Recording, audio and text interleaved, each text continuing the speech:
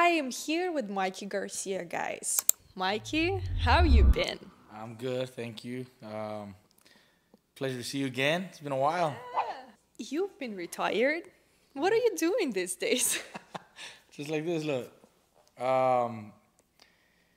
It's been almost 3 years since my last fight, and I can't say haven't been happier than I am right now. I'm very happy. I'm happy with my career, first of all. I'm happy with everything that I accomplished, and I did more than I ever imagined. And I think I retired at a good time, because now I can really just enjoy everything that boxing gave me. And I'm taking back my time, you know, giving my time to my family, my friends, you know, my loved ones, and just enjoy everything that I have and everything that I can offer, you know, everyone around me. When you started boxing, I've heard that you were not one of these kids that really wanted to box. It just happened. I started to box later when I was 14, and it was kind of just like a hobby, little something to do. Eventually, I saw potential by winning tournaments and placing, you know, at the national level. So I saw an opportunity that maybe I could use this as a career, eventually turning pro, and same thing, just to see what happens. Not till later that I became, you know, a contender and then a challenger did I really want to do boxing. At that point, then it's like, okay, now I better focus, because now it's serious business. It's dangerous. I started to dedicate myself to boxing 100% and really let my career flourish, which I think we did really well. I did more than I ever imagined. So I did it, and I did love it while I was doing it. But originally, it wasn't that love like everybody, you know, usually everybody has. So it also allowed me to walk away, you know, without any regrets, without any desire to go back, because it was never really, you know, that huge love to begin with. He used to give me rides to the gym, my every big Jeep, and Mike would be in Pampers. And you know, I was like maybe 12, 13, 14 years of age.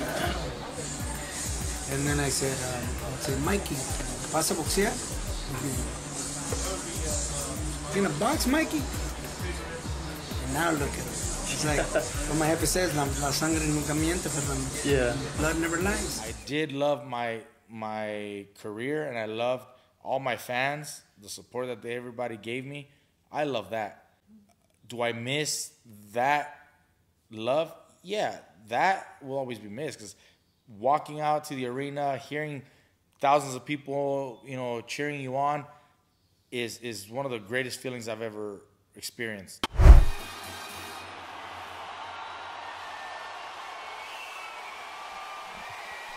So that I miss. But I know that in order to get that back or regain that, so much more, you know, behind it, with training camp, with diet, discipline, you know, all that. I'm not willing to do it.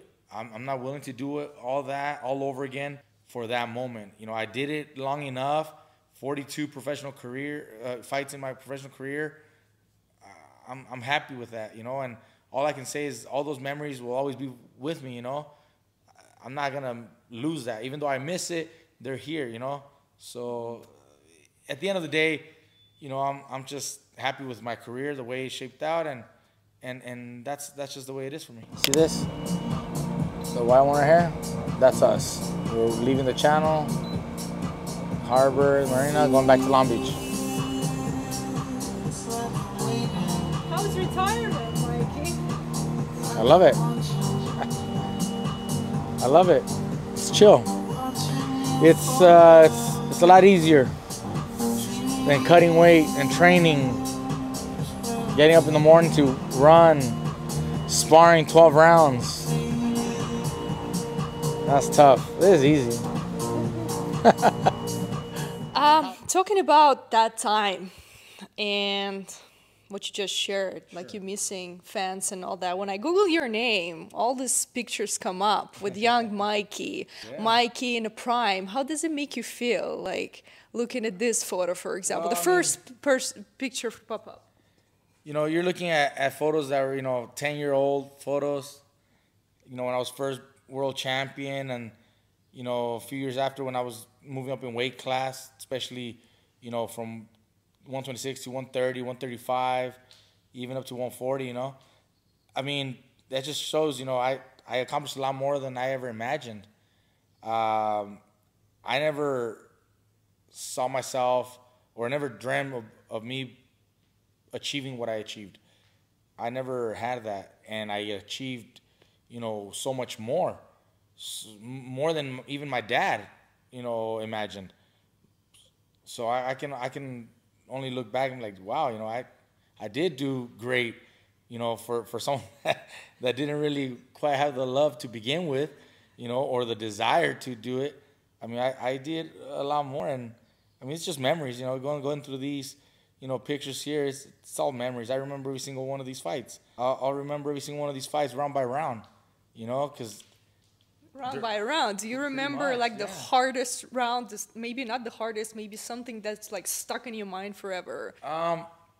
There's some fights that will be a little more memorable for different reasons. One of my favorite fights and memorable nights was here in Vegas when I fought Dejan Slatikanen for the WBC lightweight title.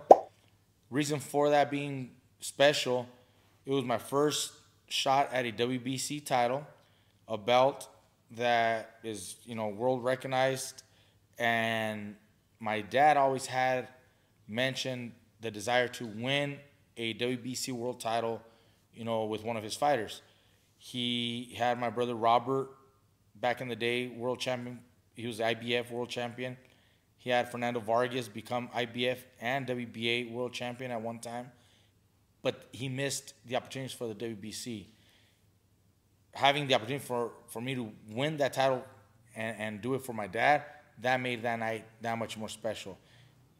Coming off of the layoff, I had the 2.5-year layoff coming into that fight on a third division.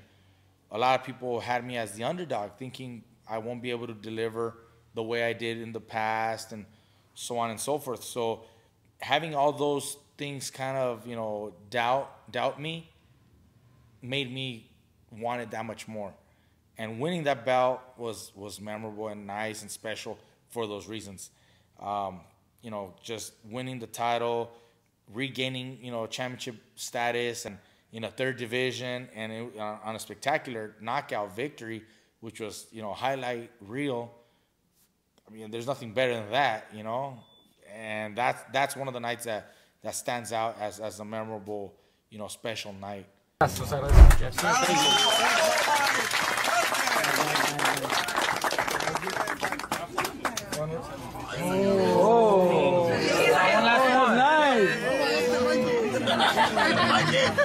also had a lot of other fights where certain rounds or certain punches, like I remember clearly. Tell me. We want to know. Even when I fought Sergey Lipinets, I remember it was in the end of the first round. He landed a left hook that, as I walked away into my corner, I felt a little shaky. I was like, wow, this guy hits really hard. And then in the 7th round, when I dropped him, we both exchanged hooks. So we exchanged hooks, and my hook landed on his, face, maybe just perfect timing or perfect location, because I was able to drop him. But he landed his hook at the same time.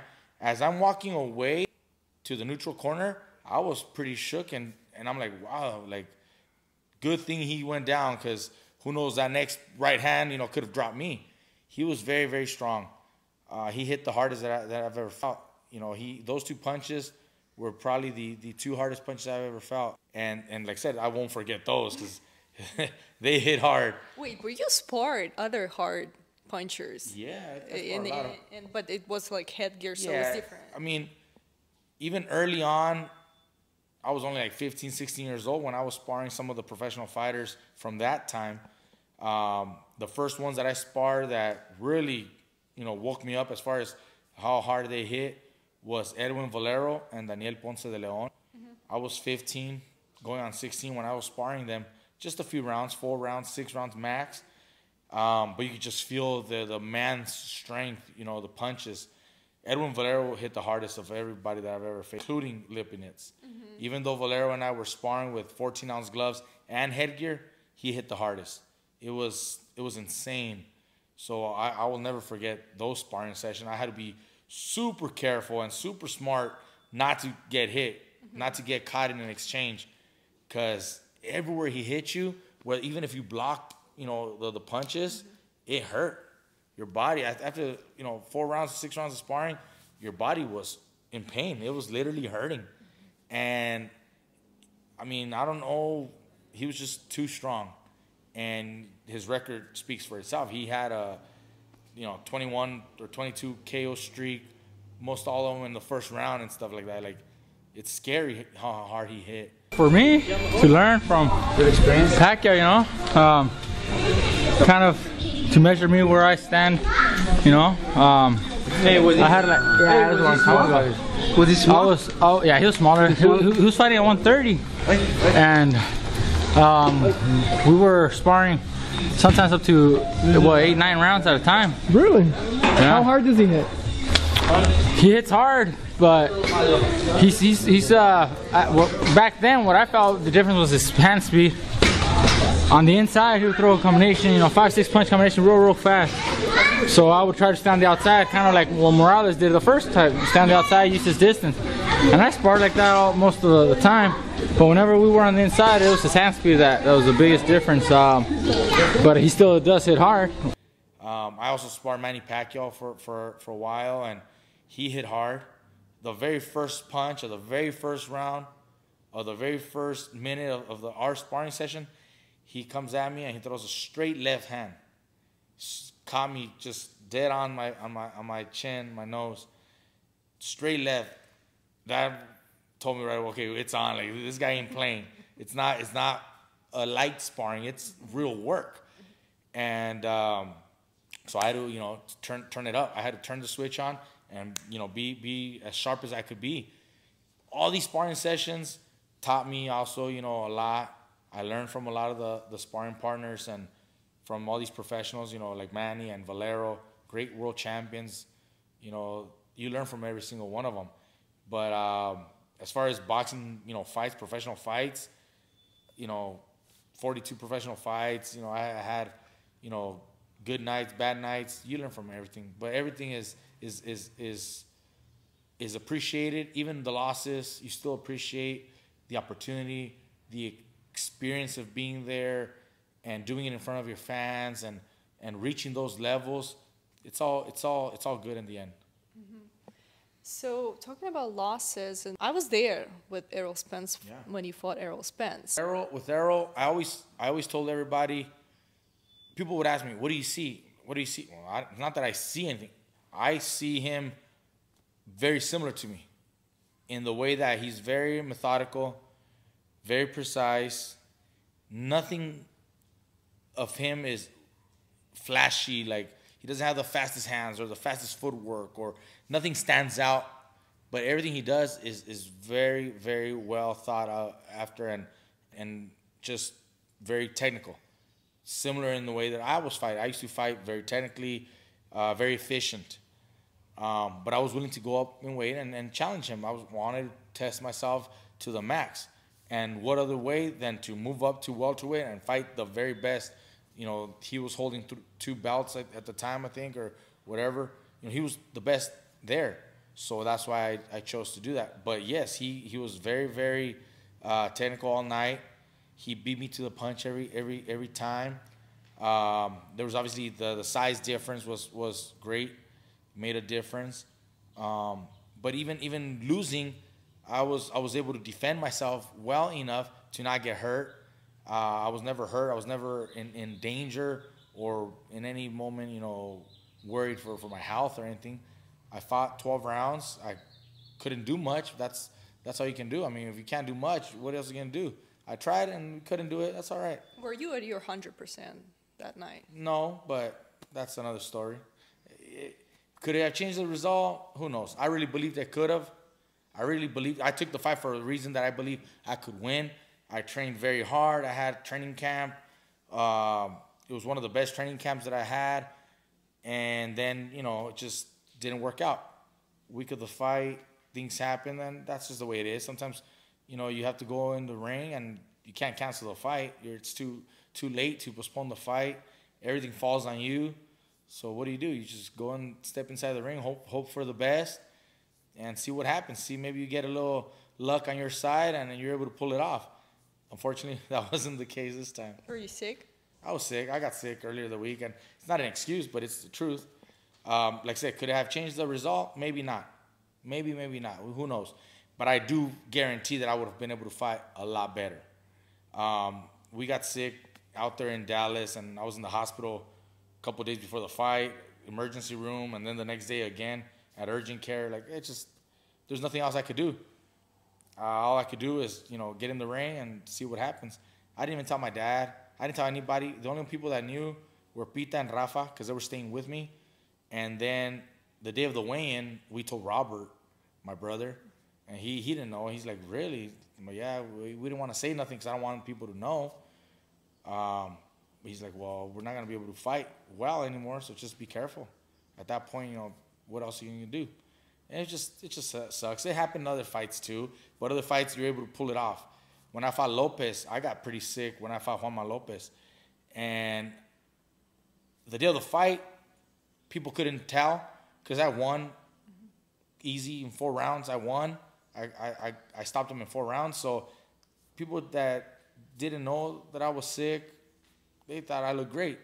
It wasn't until later that they showed that 2-day special, and there you could see that I was pretty bad. I passed out. I was fainting. I was throwing up. I was really bad.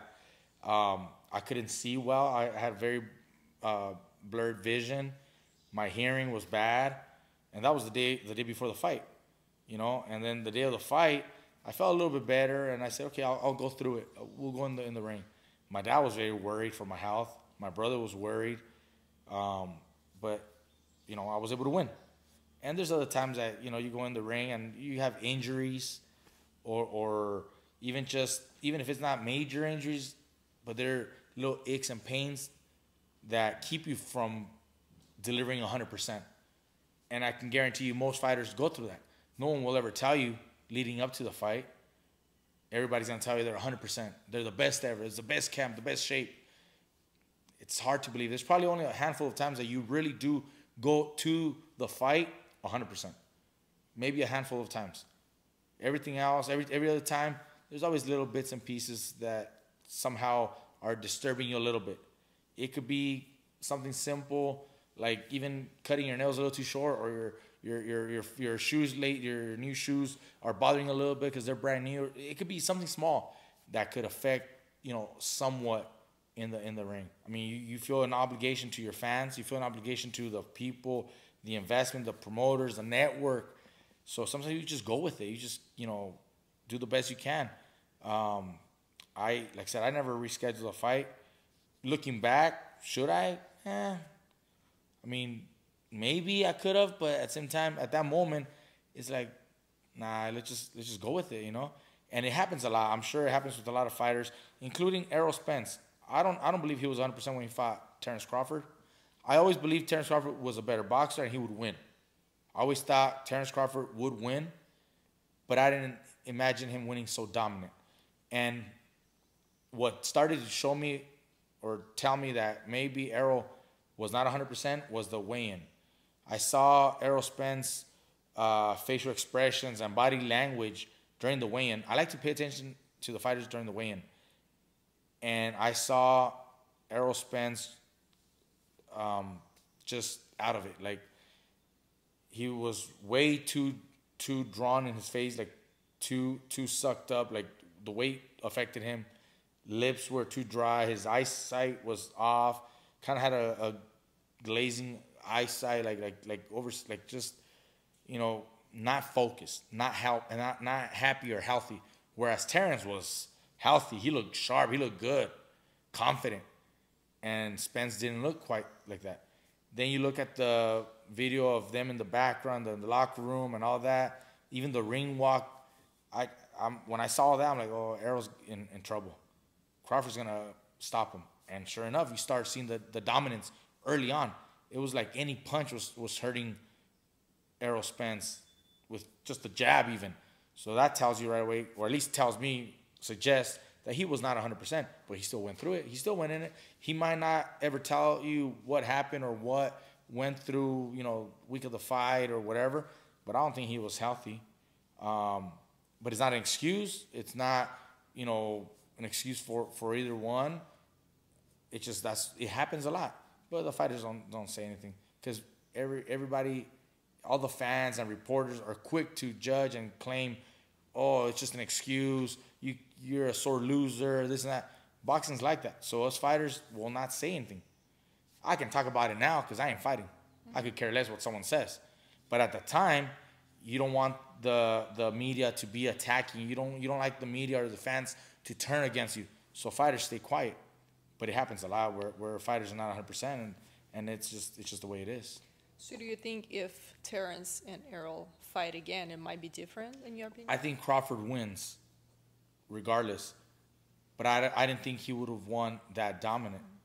Now, if they fight again, 154, I think Crawford wins.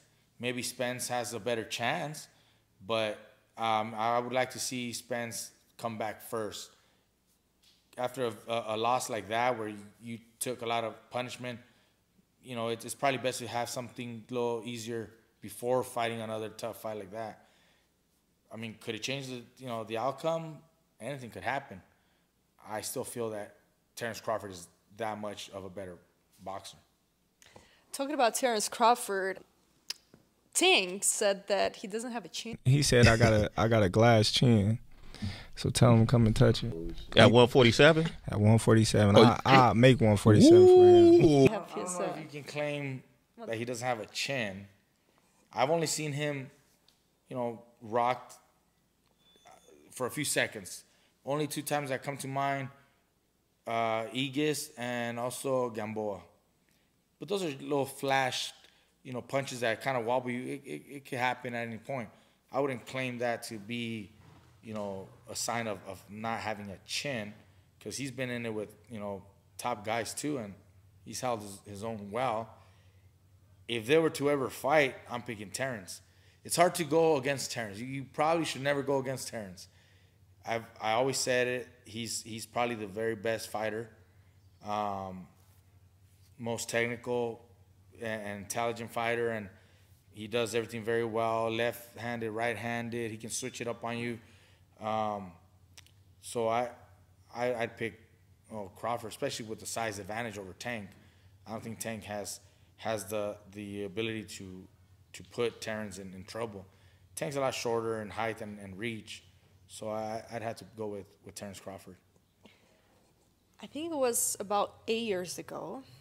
You were still fighting. I was already in boxing, and they talked about you and Tank. I think you were already like a little bit, your weight was a little bit more. And it was also talk about Tank and Loma. That was 8 years ago.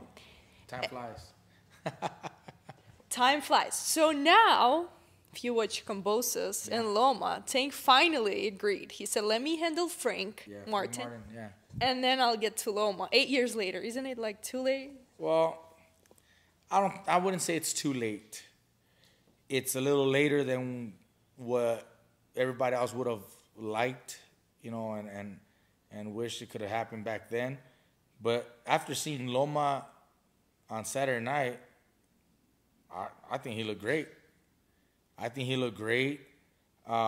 He showed a lot of the old Loma that everybody, you know, first saw him, you know, dominating and, you know, volume of punches and just everything. So he's a little older. He's a little older, a little more experienced too. So I don't think it's too late. I think Loma still has plenty to give in his fights. Still dangerous. Tank is basically in his prime. Strong, fast. The confidence is at his, you know, career high probably. that's a tough fight to choose, to pick a winner. Loma's had a few losses, but very, very disputed. They could have easily gone his way. Someone could easily think that he could still be undefeated because those losses were very controversial. So, I mean, in his eyes, he probably feels that he won. Whose loss was more controversial, Haney or Tszyu? I think the Devin Haney fight was a little more controversial. I think the loss to Teofimo, I wouldn't have judged it, for Loma. I judged that fight the way I seen it. I saw Loma be very, very competitive, and he was in the fight the entire night, but I did see Teofimo win. Whereas the Haney fight, I thought Loma won. I could see how the judges might have given some of those rounds to Devin Haney. They were close rounds. They could have, gone his way. But that was a little more controversial in that way, in that aspect. So I think, Loma won that fight. But I mean, that's just boxing. I mean, that's why you have judges, and that's all you can do. Move on. I like the way he fought Kambosos. He looked great. He looked really, really good. So he's back, world champion, lightweight. He's a serious threat. He reclaimed the title, and he's a threat to anyone. Yeah, because Loma was that slow starter. I think that was the issue. What led to his losses, personally. Yeah, like I said, he might have learned that now, or maybe he just decided, I ain't gonna, play around no more. I'm gonna show everybody, that's in front of me, everything I have, and not, lay off the gas. This fight, he did it, and he looked great. So congratulations to Loma. He's back, world champion, and he says he's looking for all the big fights.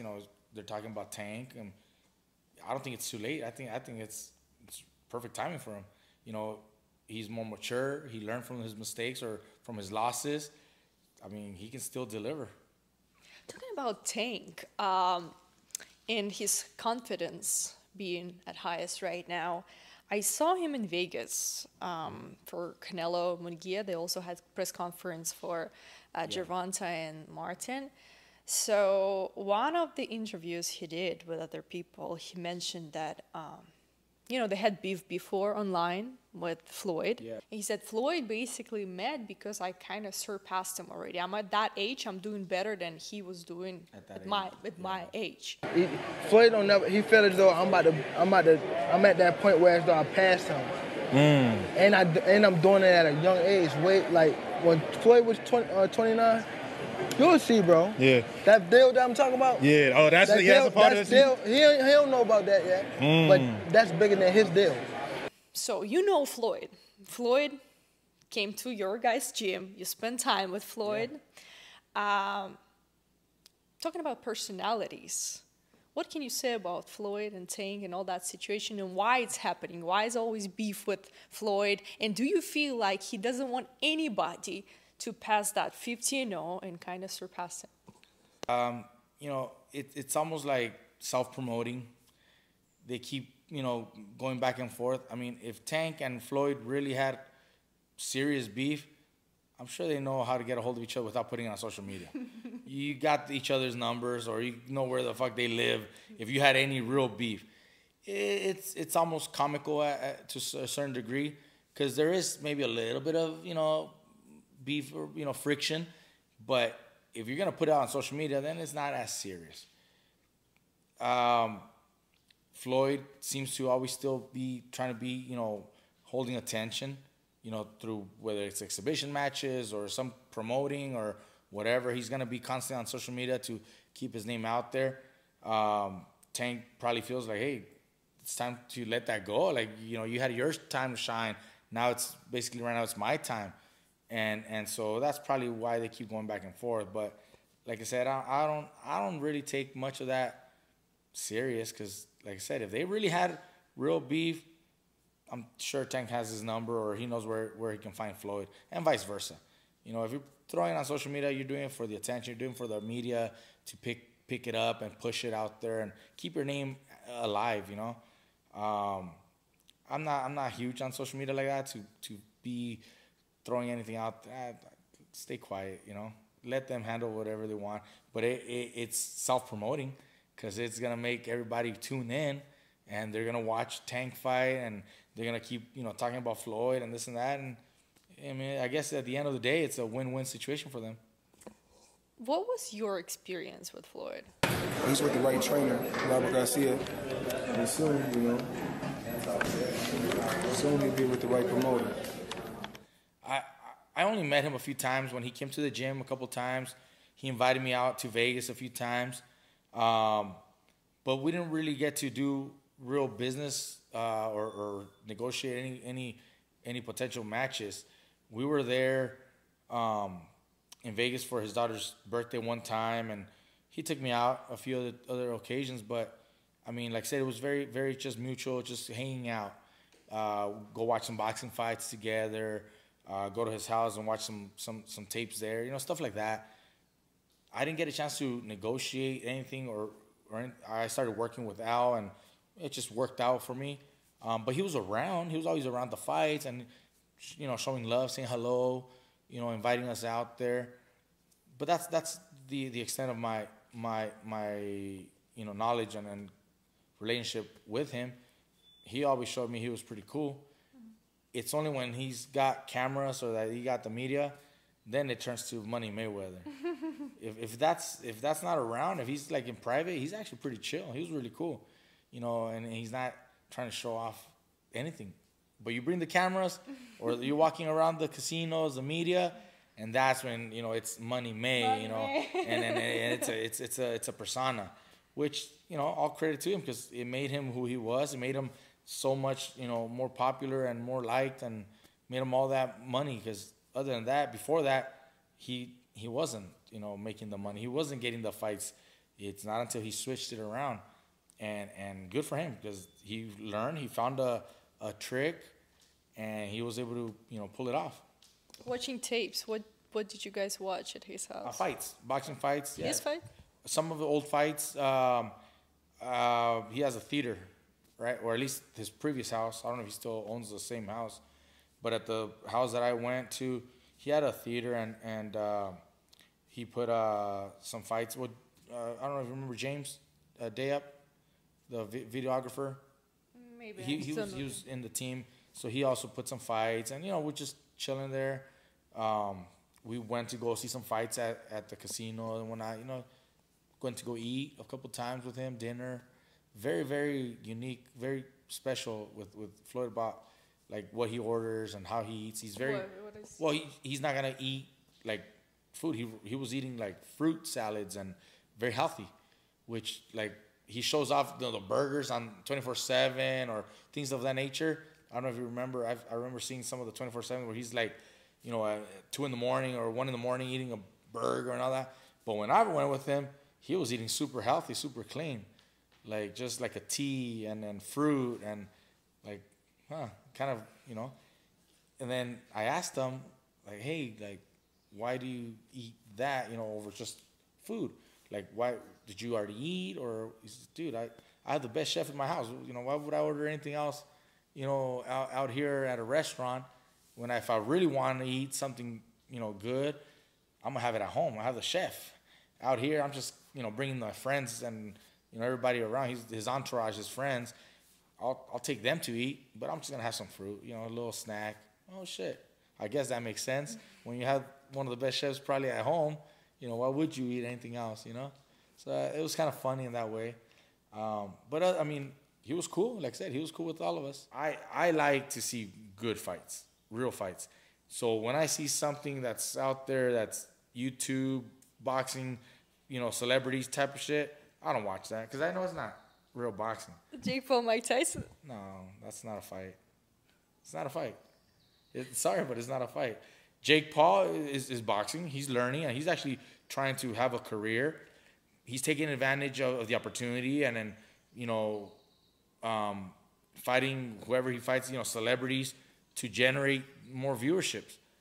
But he's not a 100% boxer. I mean, he could be if he dedicated himself and started boxing real fighters. Mm-hmm. that are actually actively fighting, not older or retired or, you know, MMA fighters or whatever, you know. Yeah. But I mean, I don't think he cares for that. If he really, really cared to do that, then he would fight real fighters. If he really believed in himself, he knows what he's doing. He's a great, you know, businessman at this point. He understands the business. He understands how to monetize his fame, how to create products, how to create sponsorships, how to do all this. Boxing allows him to use it as a platform, and he's making so much money doing this.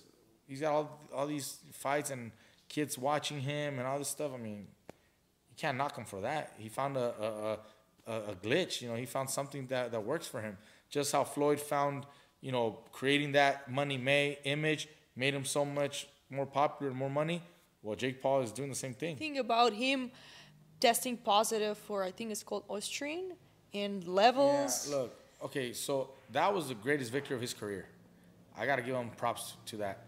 Because prior to that, you know, he won all his fights and knocking guys out, but selective, you know, opponents at the right time and whatever. And that's fine. That's part of developing a fighter, part of a good management, good promoter. That's fine. This was a real fight against Devin Haney. He came short against Tank. We all saw what happened there. He gets an opportunity to fight Devin Haney, who was noted as probably the best lightweight, you know, or one of the best lightweights, and he dominates. His power was that significant. He did fail to make weight initially. Right away, he failed to make weight, and then he's showing it off like, I'm not here to make weight. I'm here to win. You know, so they negotiated an agreement. They paid him off or whatever, and he was able to, you know, go through with the fight. Other fighters lose weight, miss weight, and they're nailed on the cross. With this guy, it's kind of like he gets a free pass. You know, then he wins the fight, dominating, clearly just really impressive. A little bit of a bad taste because he missed weight, but whatever. Then you come with this positive result for whatever it is. I don't even know. I haven't even known what it is. But it's still, if it's illegal, if it's banned, you test positive, doesn't look good. He's claiming it's not true, that they're, you know, pinning something on him.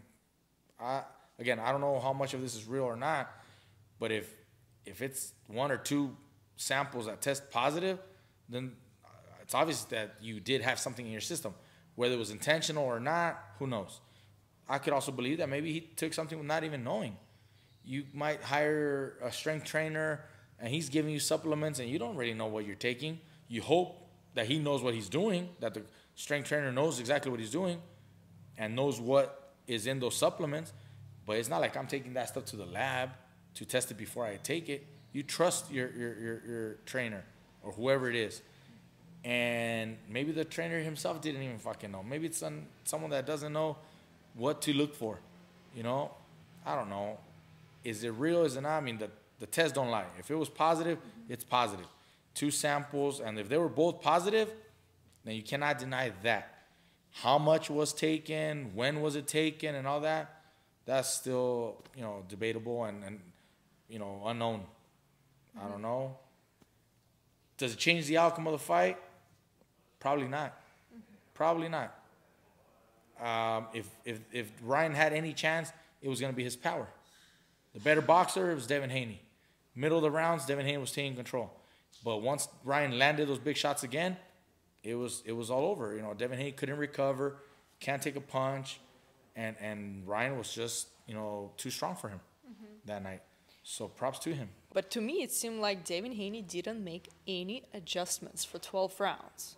How is so? Well, look, Ryan hurt Devin in the first round right away. Shook him up for the rest of the round. Maybe another round, he was still shaky, trying to recover.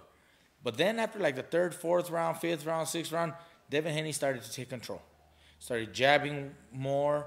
Ryan started to get a little shy. He started turning his back, which I don't know what he does. Mayweather shoulder roll? No. I don't think anybody's training him to do that.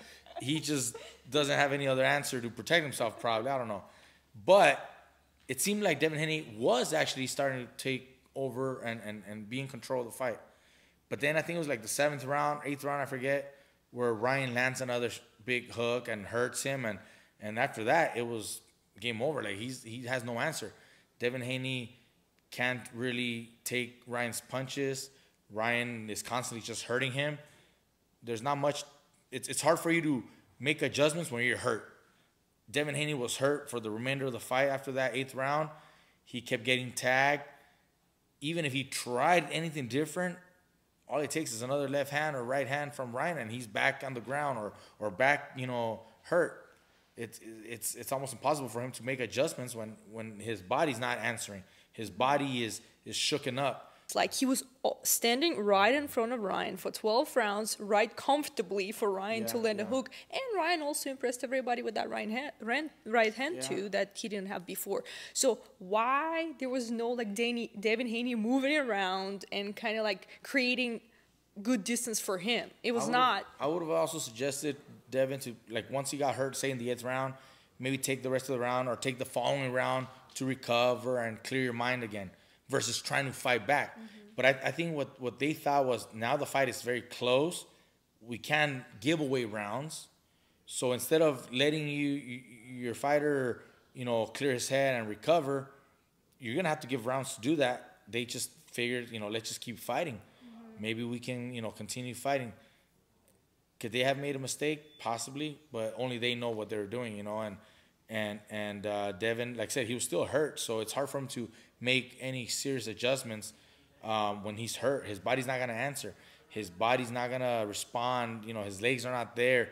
So if he's walking backwards, maybe he doesn't have strong enough legs at that point to box effectively. So they just decided maybe, just stay kind of in the pocket and fight through it.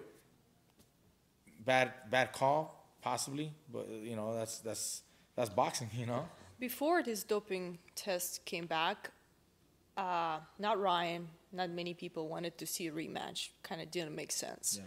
But now, with all the results, even Ryan said, okay, let's do it. So do you feel like the fight is going to be any different? I think they should have a rematch just because of the circumstances, leading up to the fight with the, failing to make weight on Ryan's side. This positive test, for whatever substance, I think there should be a rematch. Does it change the outcome? Again, I don't think it does. I think Ryan still beats him, especially now with the confidence that he knows that he can drop Devin Haney and he can hurt him. He's going to go in there even more confident than this last time. So I think Ryan wins a rematch. Are they going to do it? Yeah, who knows? That's still up in the air. But I think they should. Just to be on even playing field, because all this kind of taints the victory for Ryan. At least for the real boxing analyst and real boxing fan, it taints the victory. Failing to make weight and then 2 positive test results for a banned substance, it hurts his victory. That's why I think they should do a rematch, and I think it's still same outcome. I think even probably better for Ryan. He probably knocks him out this next time, probably stops him. But they should do it on even playing field. That way no one can claim anything against his victory. You match Ryan with some of the other guys, and they can take a punch and they're tough and whatever. And even if they lack some of the skills, but if they're tough and can take a punch, they'll give Ryan trouble. Pitbull? Pitbull can give him trouble. I think Ryan might actually beat Pitbull because of the power. But the style and the chin that Pitbull has could give Ryan trouble. That aggressive pressure, relentless pressure all night long could give Ryan trouble. Subriel Matias? He's strong too, very strong. Any of these guys can, at any night, have a good night and win a fight over Ryan. But the threat is always going to be there because Ryan's power and speed are undeniable. So I think Ryan is not the best skilled, but he is probably the strongest puncher. And a strong puncher will always be a threat to anyone, regardless of how good that guy is and everything. I mean, you got 12 rounds. That's a long night. All it takes is one punch, and Ryan has that kind of power. What about Teofimo? Teofimo kind of got it all, you know, skills, power, footwork. It just depends on what Teofimo shows up on fight night, because there's nights where he looks great, and then there's nights where he doesn't look, you know, impressive. So which Teofimo are we talking about?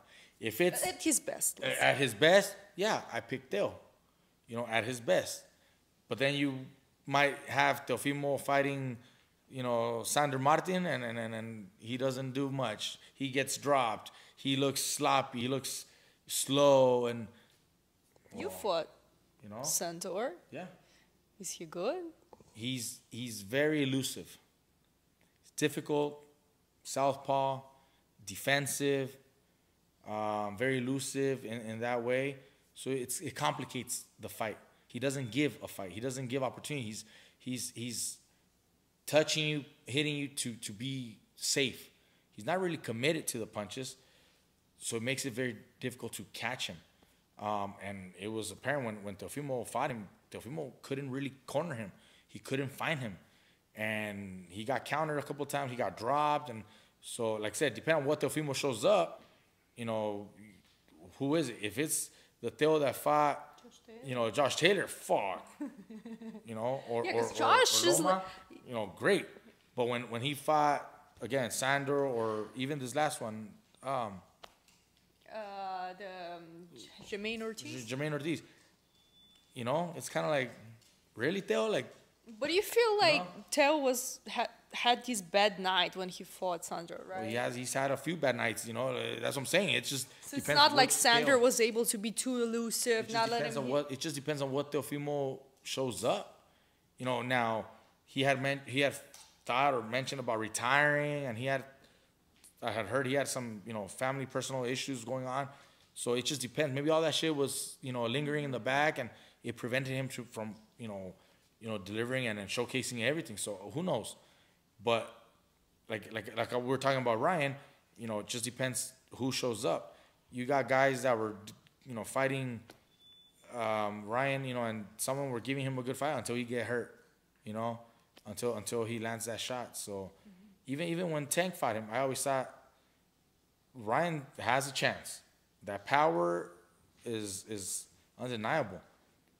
All it takes is one shot. Is it gonna land? Who knows?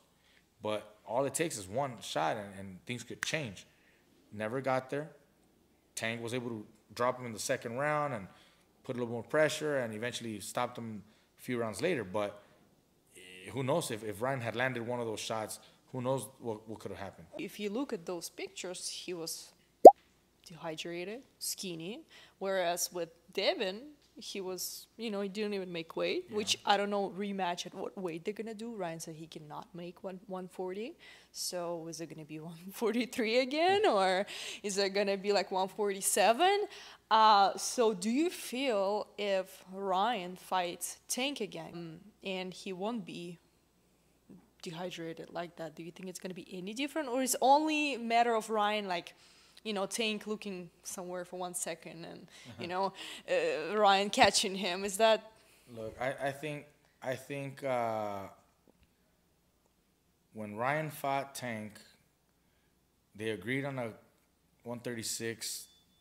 I think it was scheduled the fight 136. But there were apparently some kind of hydration clauses that prevented Ryan from hydrating, you know, to his normal weight class or normal weight. They agreed upon that. So can't really use it, you know, it's not an excuse. It's just you guys agreed. Did it change the outcome? Possibly, you know, could have kept Ryan from being stronger. It probably kept Ryan from hydrating so much to really bulk up on fight night and be as dangerous as he could possibly be. Who knows?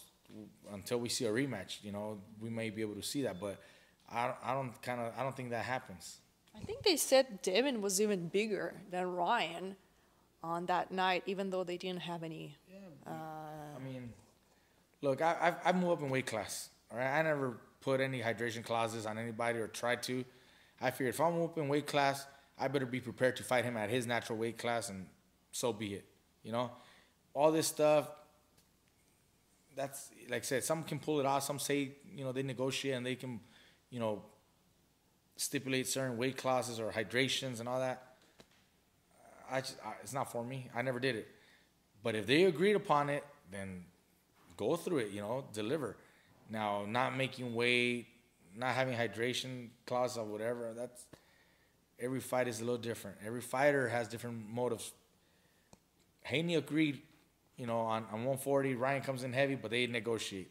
And then he didn't put no hydration clause on Ryan. He should have said, okay, you're overweight, but you can't gain more than, say 10 pounds or 14 pounds, whatever. I don't know. I forget what it could have been. I think the limit would have been, if you're really talking limits, it would have been like 14 pounds max, or instead of 20 pounds or whatever, because he probably did gain a good significant 18, 20 pounds, Ryan.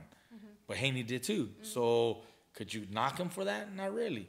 Mm-hmm. Now, Ryan fighting at 140, maybe he can't do it. Maybe he really can't. Mm-hmm. So I don't think Ryan is going to fight Tank anywhere. I don't think Tank's going to fight Ryan anything north of 140, unless there's hydration clauses, unless there's strict, clauses that prevent Tank Ryan. Is so small. When you look at Tank, he's naturally small. We got to go back and remember, Tank started at 130. He's a lot shorter in height. Mm-hmm. Started at 130, then 35, and he even fought at 40, but he's a lightweight. Champion. He's a lightweight at 35, more natural. Ryan, he's 35, struggled to do that. Then he moved up to 40. Now he's having trouble doing that. So he's obviously a much bigger dude, much bigger in size. So it's also not in Tank's,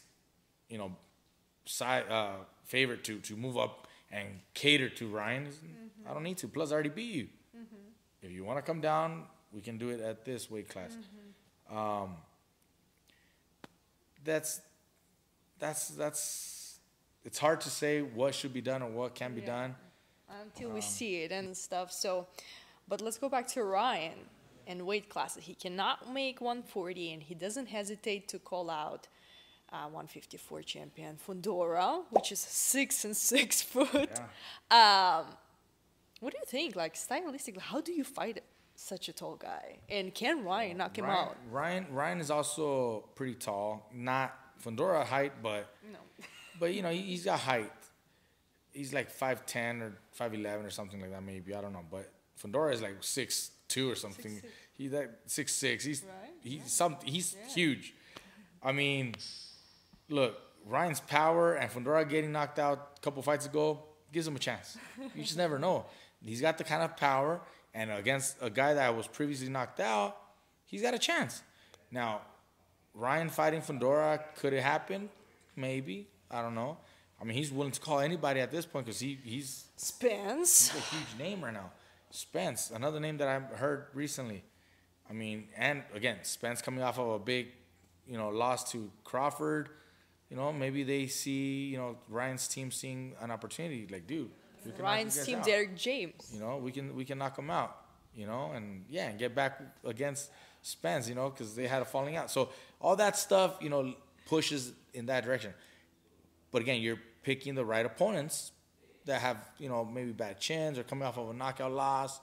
You have a chance. So will it be a good fight for Ryan to fight Spence? Because when you fought him, you probably had a game plan too. So do you have any advice for Ryan?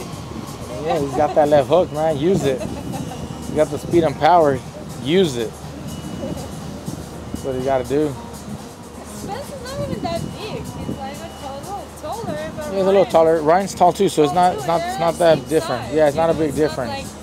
It's not a big difference between them. If there's a chance for that fight to happen, it's right now. And regarding the weight class, I mean, Ryan can probably even accept a fight at, 49 or something, 50 with Spence. Make him come down a little bit, Ryan's never fought up there. Spence was talking about moving up in weight class to 154, but being that it's Ryan, he might be able to come down, say 50, somewhere around there maybe, I don't know, just to make the fight happen. And regardless of who it is, they're going to make a lot of money. Ryan doesn't care about fighting for a world title at this point. He just wants, the biggest fights to make a lot of money. That's how they're, guiding him, because he had the opportunity to fight for a title and he didn't make weight. And he didn't look sucked up trying to make weight. He You just drank beer on didn't want the scale. you know, he just didn't want to do. He just didn't want to kill himself, which I don't think he was gonna kill himself. He looked good. He didn't look all sucked up. Yeah. He just figured, nah, that's enough. I don't care. There you He's go. just like praising Ryan. He's gonna beat everybody. He's got the power to do it. You know, like I said, he's not the best skilled boxer, but he's got the power to give anybody a threat. You know. Yeah. Someone that can beat Ryan. I mean, yeah, there's guys that have the skills that on paper, but you can never count the power out, you know? So that's why he's always a threat. Sandor Martin is a mandatory for Devin Haney by WBC. What do you think about that? I think right now, if it was a fight, direct fight like that, I think Sandor Martin actually has a good chance of winning just because of Devin Haney coming off of a loss, knockout loss to Ryan and all this. You know, that kind of gives him an opportunity. The better boxer, I still think Devin Haney's a better boxer. He's a little more offensive and defensive when he has to be, versus Sandor that's pretty just defensive the entire night. Sandor would give him a difficult fight. It'll be a boring night, not a lot of action. What about power? Sandor's power. No, he doesn't carry power. Not enough.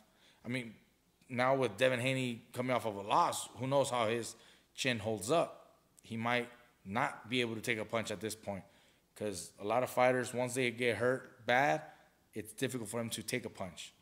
So maybe coming off of this type of loss, maybe he doesn't have the chin, and Sandor might actually end up, you know, hurting him. But from my experience, when I faced Sandor Martin, he doesn't have the power to hurt you. I didn't feel that kind of power. Do you think that's what happened with Broner? I mean, he got touched, and then, you know, when you watch his fights recently, like he just stands in there. You waiting for him to throw a punch, he doesn't do it. Is that what he afraid of getting touched again? I think Broner's just past his prime. His body's not what it was 10 years ago, 12 years ago, when he was in his prime, you know, momentum, winning with, you know, speed and everything. Now it's beyond that. So that's just why he's not fighting the way he used to. He's slower. His body, his reaction time, his speed, everything's going to be slowing down. I mean, he is, you know, older, and he had a lot of fights too, a lot of training camps. It's a lot of wear and tear on your body. You know, he never got knocked out. He never got you know, hurt badly. I mean, he got dropped with Maidana, but other than that, he was pretty careful all his career. He never really got beat, you know, like knocked out. So it's not that. It was just his body starting to slow down. Is that why you just stand there in the ring? Is that what it is? It's hard for a fighter to use his legs and move your head and everything. That takes a lot of energy out of you. It takes endurance, reflexes. So if your body starts to give up, your body starts to slow down. You don't have the reflexes. You don't have the speed. You don't have the endurance. You don't have the legs. What are you gonna do? Stand in the center and just try to bang it out right there. That's what happens with older fighters. Regardless, he's very talented. He's fighting Blair the Flair. Does Blair the Flair has any chance against Broner? Yeah, and this version of Adrien Broner, yes. I've seen it's Blair Cobbs, right? Blair Cobbs, I've seen him, and he's got decent skills. He's got some skills. He's a decent fighter. Fighting this version of Adrien Broner, he has a chance. Broner's gonna have, you know, small little moments of himself in it, but I think, like I said, his body's older now, and he's not able to perform the way he was back in the day. So at this point, anybody that's decent enough could have a chance against Broner, like Blair in his next fight. Vergil and Team Tszyu. Team Tszyu fought Fundora. It was like bloody hell in there. You watched that? I was there. Crazy fight. I don't think many people gave Fundora a chance coming into the fight. It was not apparent most everybody thought Tszyu was gonna win. That cut was probably what changed, you know, a big difference in the fight, made a difference. But Tszyu is willing to fight anybody, and now they're talking about maybe fighting, you know, on August. I think they said August against Vergil Ortiz. So, I mean, we're excited for that one. You know, obviously Vergil's on our team, so we're excited for that. But, I mean, Tszyu's still a threat. He had a tough loss, but, I mean, he fought the entire night. He showed a lot of fucking guts, a lot of courage to fight through the entire night like that, knowing that the opponent was switched less than 2 weeks, you know, before the fight. Originally, he was going to be fighting Keith Thurman. Keith Thurman. They switched the fight. Now you're fighting a guy who's, you know, 6-something and a whole different, you know, southpaw versus, you know, Keith that was a right-handed. Now you got a southpaw, different style, different height. I mean, if I would have been Tim, I would have asked for a different opponent. I would have asked for someone else more similar to Keith Thurman, at least a right-handed fighter. That way I know that my training camp leading up to that still pretty much similar versus switching it up completely with Fundora. Fundora was complete opposite of Keith Thurman. If Tszyu fought Keith Thurman, who would have won? That's a tough fight. I was excited for that fight too, because Tszyu was looking great in his last few fights, but Keith Thurman has the experience and he's still strong. And, you know, he's not as active as he was before, but he's still there, you know. You saw Keith in Vegas, no? Yeah, we were there. I seen him there. Well, he was there. He was showing me his scar from his surgery, so it's real. You know, he tore his bicep and whatnot. So it's not an excuse. He really couldn't fight. But, I mean, I was excited for that fight. Keith Thurman's always been a fan favorite. You know, he's always there giving everything he can, and he's exciting to watch. So that would have been a really good fight against Tszyu. One thing in common between you and Pitbull Cruz. Could you guess what is that? Common? One thing in common. Really? What is it? You both like to eat pizza after the fight. Yeah, I saw some video. He was at a pizza parlor, huh? Yeah, well, it's comfort food. It's chill, you know. It's family. You're enjoying, you know, pizza together. You know, yeah, that makes sense. No, yeah, he's a very chill guy, very humble, family oriented guy. And I saw videos of him, you know, with his family after the fight, having pizza. Like I said, it's the kind of food that you share, you know, versus you have your own plate of whatever you want and they order something different. So that's why pizza is common, because you know you gather with everybody. Everybody's sharing, you know. So it's a good family, you know, opportunity. That's pretty cool. I'm happy for him. I was there when he won. I was there, and you're always there, but I never see you there, Mikey. Yeah. You're like moving, low key. I was there behind the mic. You know, I was working, so I'm always around, and I congratulated him. I was happy to see him win. You know, he had come from, you know, boxing family with his grandfather and father, and, you know, so on and so forth. And, you know, I think he looked very good. He looked poised. He looked patient. He showed discipline and very focused all night, and he was able to pull off a good win. And, you know, I was very happy for him. The champion at 140 right now. There's also Teofimo. There's a Subriel Matias that nobody wants to fight. We know why, you know. Dangerous, strong. And low reward. It's a stack. And there's Devin. So who should Pitbull Cruz fight? Devin?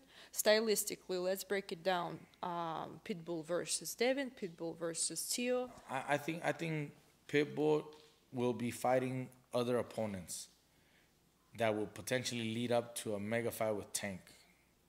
I think that's what I would suggest, or what I think they would want to do and pursue. I think he has a better chance of landing something huge with Tank, because it would be a rematch. It generates more buzz, more attention. Maybe 2 fights in between, and then do a rematch. Right now, he could fight other guys, you know, other opponents, just to, you know, defend his title. Maybe similar dates, maybe later in the year they fight on similar dates or close to a fight with Tank that could potentially lead to their rematch. And that's probably going to be the biggest fight for Pitbull. They want the rematch. The crowd, the audience, the fans want the rematch. He had the whole crowd there on his side. You know, it's impressive how many fans showed up to follow and support Cruz.